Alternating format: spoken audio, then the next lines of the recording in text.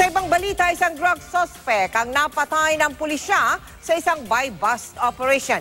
Napatay naman ang mga di pa kilalang salarin ang isang ama na lumuwas lang daw mula Bulacan para maglinis ng puntod. Yan naman ang tinutukan ni Victoria Tulad. Bakit? Ano inalamunan nila? Labis ang paghihinagpis ng mag-inang ito nang mapatay ang kanilang padre de pamilya sa Barangay 59, Caloocan City.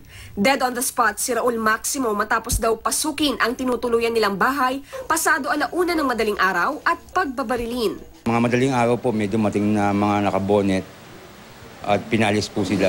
Sino pinalis po? Yung Lahat po ng babae na nasa bahay.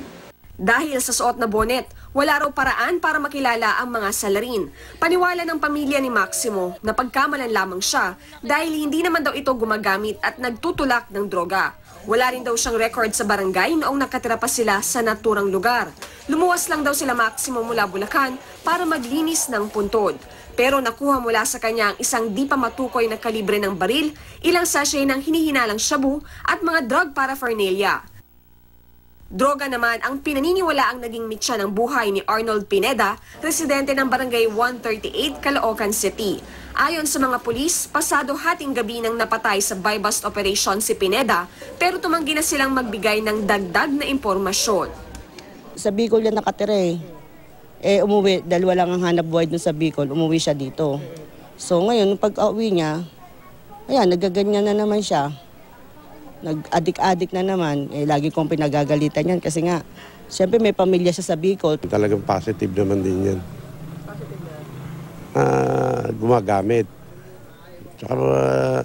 Tsaka sa runner ng shabu sa Agana compound. Alintawak. Ilang beses na raw sinabihan si Pineda na tumigil na sa paggamit at pagtutulak ng iligal na droga. Pero hindi ito nakinig. Hindi rin daw siya sumuko sa Oplan Tokhang. Nakuha mula kay Pineda ang isang di pa matukoy na kalibre ng baril, ilang sachet ng hinihinalang shabu at mga drug paraphernalia. Victoria Tulad, Nakatutok, 24 Oras.